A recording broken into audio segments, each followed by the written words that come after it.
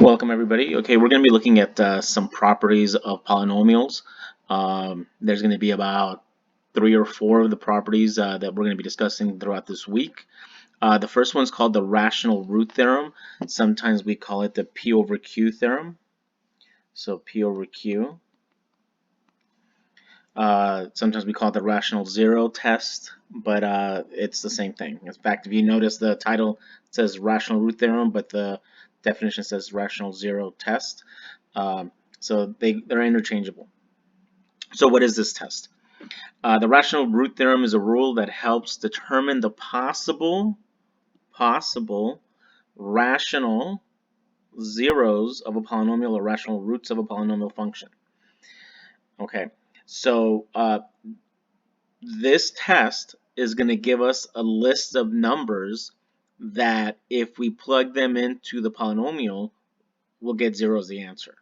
But it's just a list of possible numbers. Not all of them are going to work. So what is it?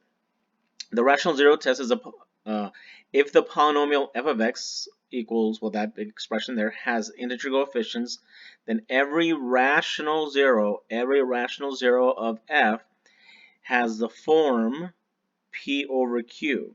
Okay, so P over Q. Okay, so what is P over Q?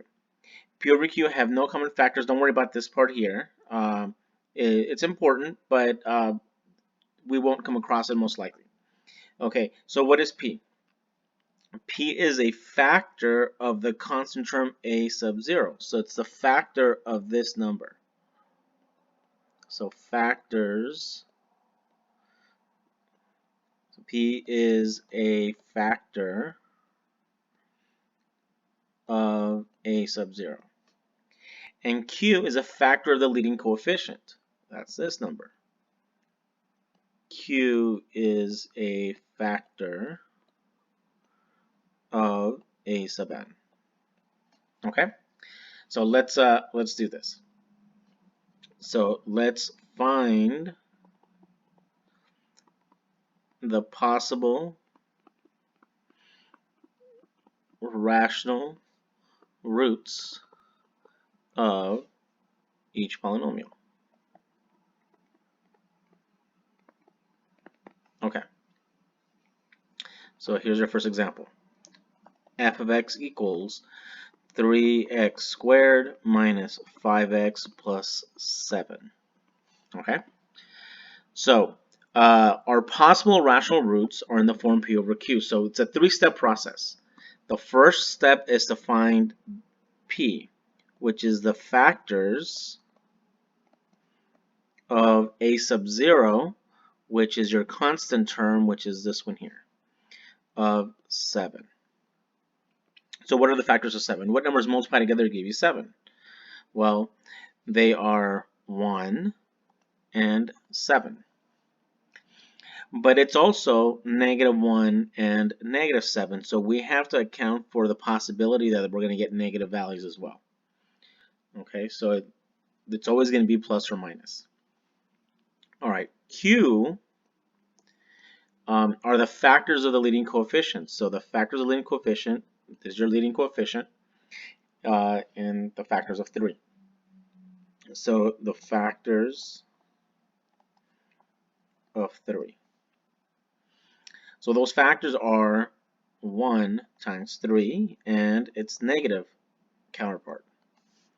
So plus or minus 1, plus or minus 3. Okay, so that was step 1 and step 2. Step 3 is to write all the different combinations of P's over Q's.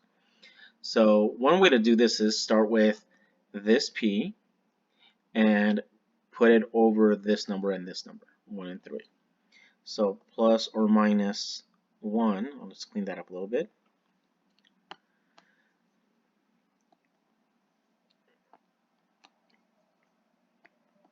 Plus or minus 1 over plus or minus 1, plus or minus 1 over plus or minus 3.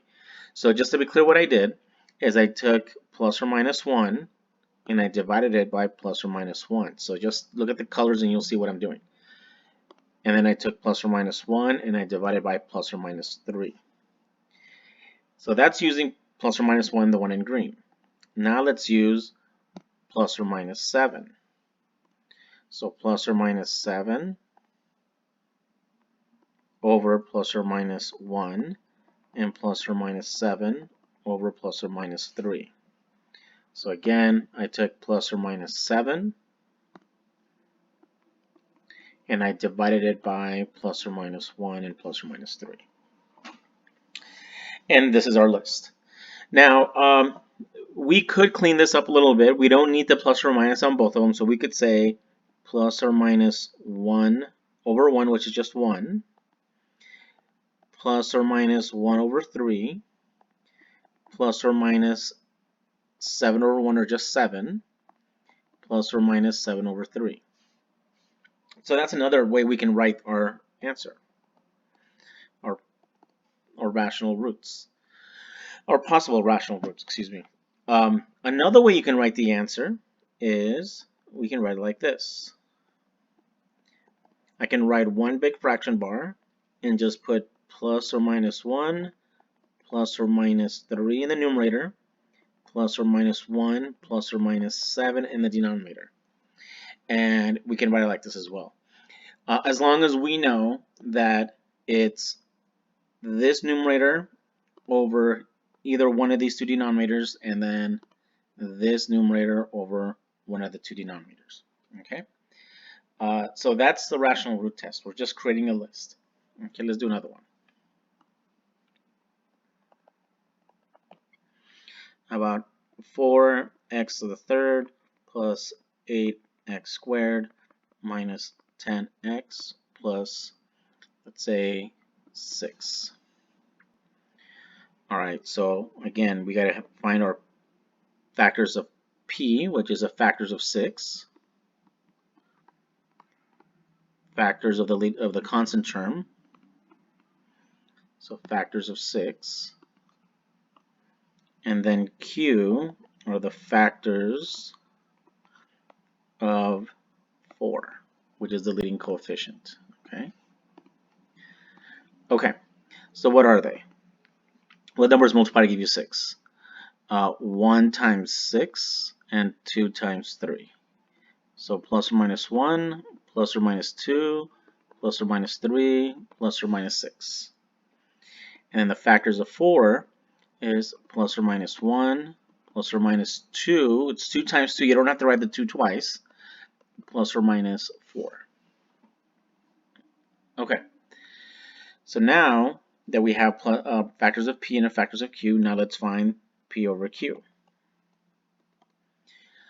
So now it's any one of these. These are all your numerators, and these are all your denominators. Okay. So plus or minus 1 over 1, which is 1, plus or minus 1 over 2, plus or minus 1 over 4. So I did this one, and this one, and now I'm going to go to that one right there.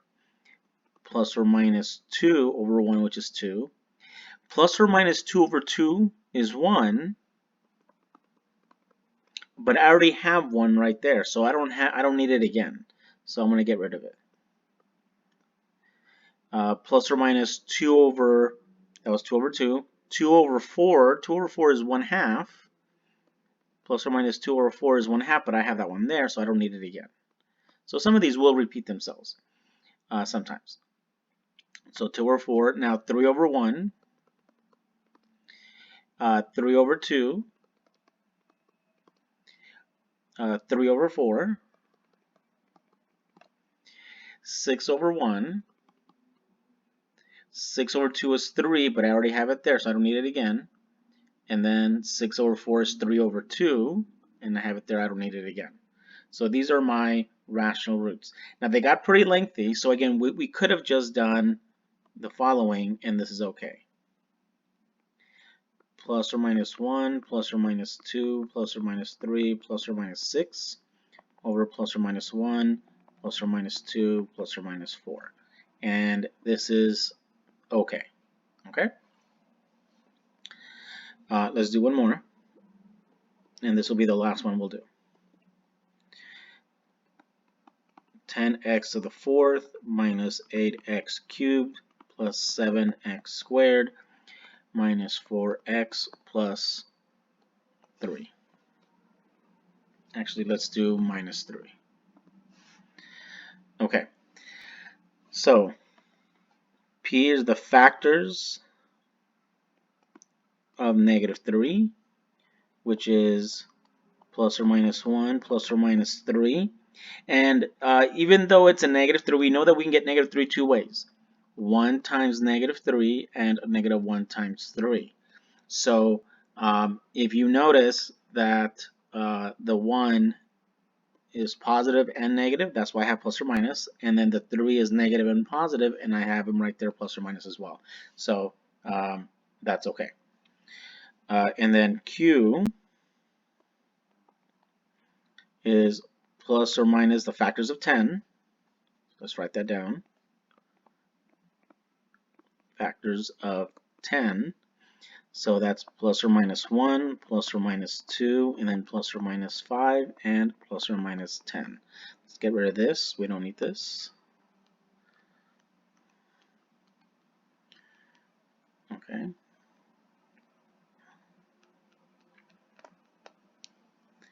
And then P over Q is all the combinations of the P and Q, and I'm just going to go straight to the shortcut, if you will. Plus or minus 1, plus or minus 3 over plus or minus 1, plus or minus 2, plus or minus 5, plus or minus 10. And there you go. That is the rational root there.